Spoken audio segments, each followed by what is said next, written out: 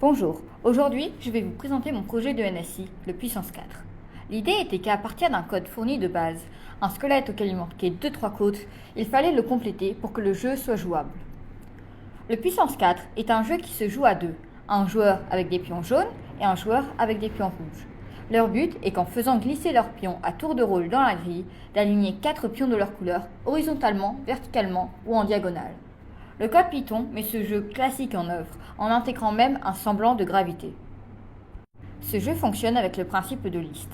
La grille est en fait une liste de listes. Chaque colonne est une liste contenant 6 cases ou 6 entrées. Le premier problème rencontré a été de comprendre comment fonctionnait cette grille.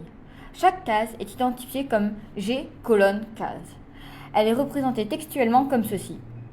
Cette case est donc G00, celle-ci G65 et celle-là G2, 4.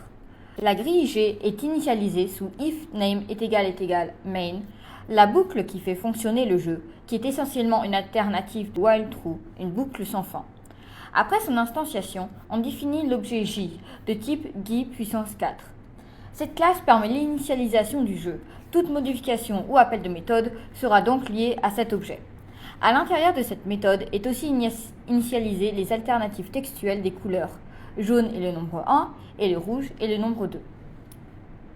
Les tours des joueurs sont définis avec la boucle for I in range 1, 36, qui dénombre le nombre de tours, identique au nombre de cases, et en déduit si c'est le tour du joueur avec les pions jaunes, les nombres impairs, ou celui avec les pions rouges, les nombres pairs.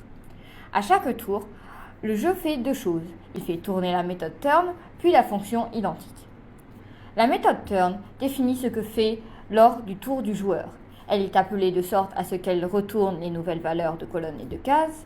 Elle attend un événement, ici, que le joueur entre la colonne dans laquelle il veut mettre son jeton, puis lance la fonction findLastCase pour trouver à quel index la case de la colonne n'est pas remplie.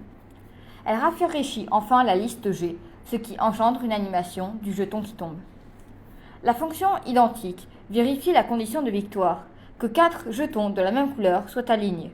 Elle définit 4 directions, horizontale, verticale, diagonale haut et diagonale bas, puis compte le nombre de jetons correspondants. S'il y en a 4, elle annonce la victoire du joueur dont c'est le tour.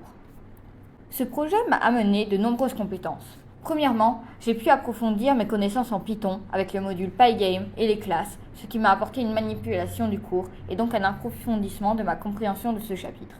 J'ai aussi développé des capacités en présentation de projet, ce qui va se montrer utile dans la vie professionnelle. Merci d'avoir regardé ma présentation de mon projet Puissance 4.